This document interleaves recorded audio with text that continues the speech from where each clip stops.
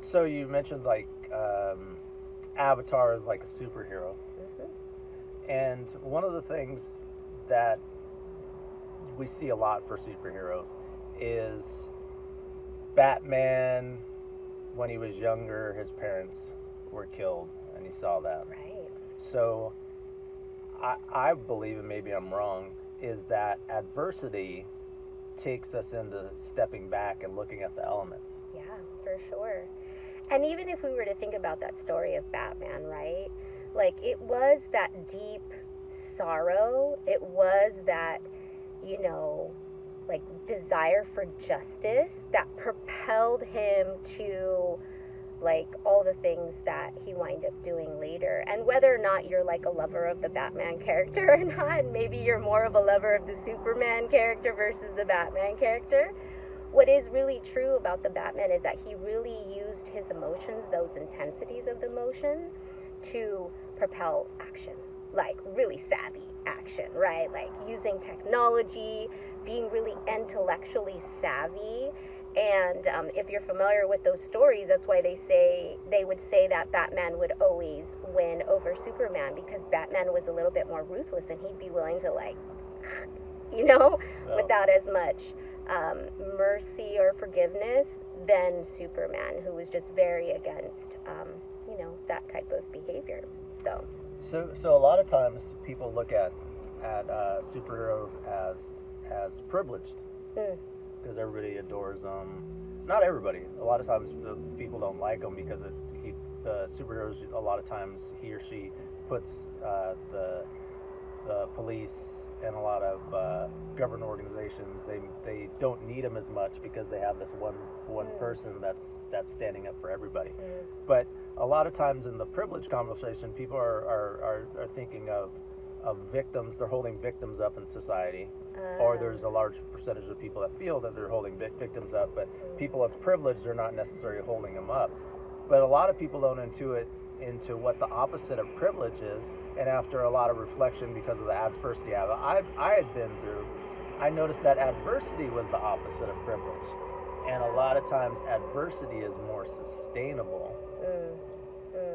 Do you mean like in the character building process of like our life? Yes. Or yes. okay, yeah, I mean that makes sense, right? Because privilege comes from outside forces that help you. I mean, I was very privileged growing up in the household that I grew up financially, maybe lacking in different ways, but no complaints. I feel 100%. I feel this is everybody, but I feel you may be in the realm that you grew up with the right parents to help you live your purpose, but if you don't know that and you're not living it and you didn't step up to meet that halfway, then you're not embracing that.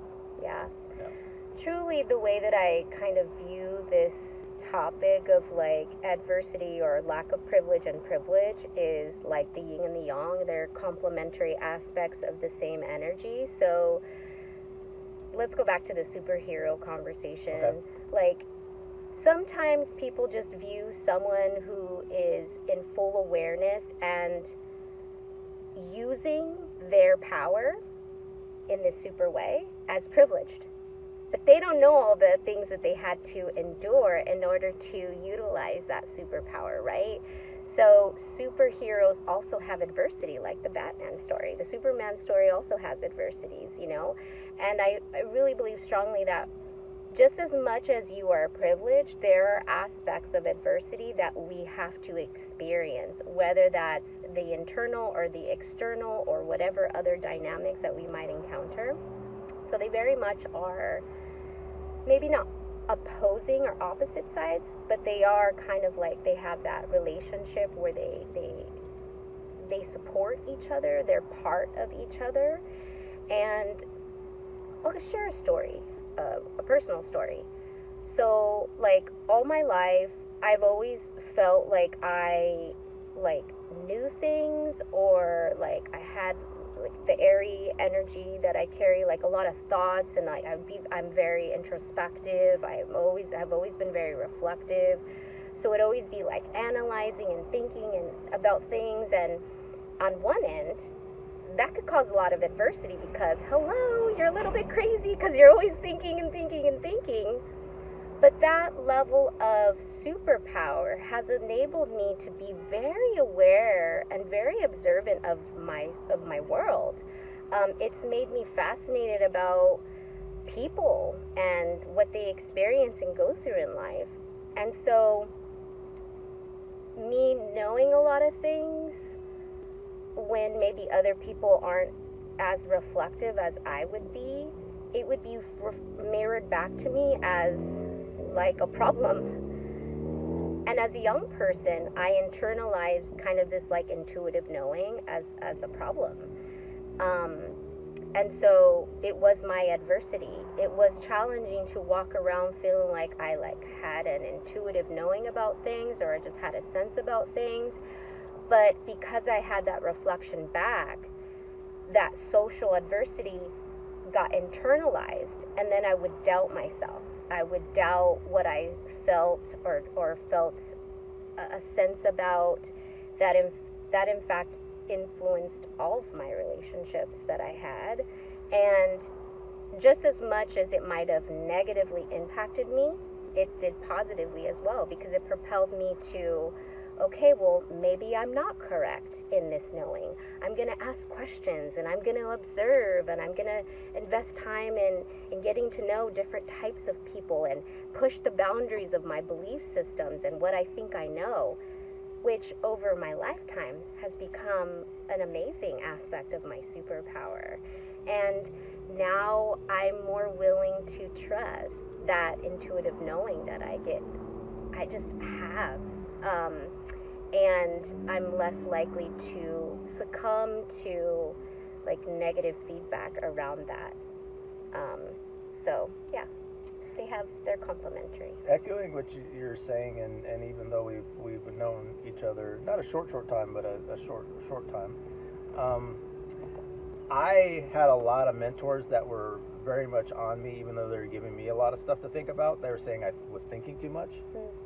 Yeah. And it took me a while to unfold that, because now I think, but I think throughout my 7 chakras. Right. And you expanded that. And then I move and I act, and I'm aligned with the thinking that I'm doing. Mm-hmm. Because when you're bottling it up and but they didn't communicate it to me that way. They're just like, oh, stop thinking, you got to stop thinking.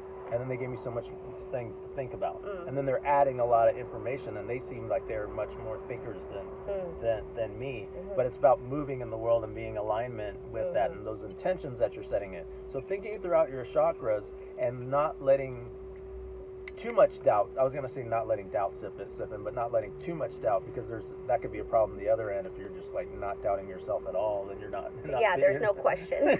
then you're not feeling it. You're overly confident. Like, not to say there's anything wrong with being confident. But you could say you're going off path. You're like, oh, I know I'm going to find myself and get aligned, even if I'm doing dumb stuff and I'm moving in a way I know I'm going to come back into alignment. So you can move with an intention that everything's a process. All these things are learning. So through that process, and you can tell me to shut up at any point, because I hope I'm not taking you off the course of what your original. Through that process, what would you tell yourself if you were in that place that when you were thinking too much? What would you look into your eyes to your past self from 10, 15, 20 years ago? What would you tell yourself? Yeah. What would I tell myself when I'm thinking too much? Shut the fuck up. You're thinking too much. Just like those mentors. What's your problem? Why you gotta be overthinking everything? Why you gotta question everything? Why do you have so many questions? Like, why can't you just like accept? Yeah, there was a lot of harsh internal narrative for sure. Like it was as if I was trying to shame that natural process of thinking. Yeah.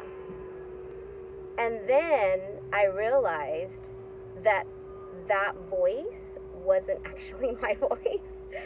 That voice was all the naysayers, all of the social interactions that I had that reflected back to me that I was a problem, or what I was doing was a problem. without really realizing that it wasn't my problem, it was them. They were getting activated or triggered by what I was doing, and it really didn't have anything to do with me. I got a question. We haven't done this yet in the podcast, but I'm gonna confront you in a certain way that I don't like how you're talking to your past self. No, I mean, I agree with you. I also did not like the way that I was talking to myself, but it took me through my 20s. I don't like how now you were talking to your past. Right. I don't like now how you're talking to your past self. Right. Okay, tell me more. I would have. So I'm going to go from a positive. I would love for you to be more compassionate as you're talking to your past self. Let your past self know that your future is guaranteed. There's lots of things that you're struggling with now that, from the future, I'm looking at, and it's connected, and you're aligned with that, and it's coming through, and you're going to grow.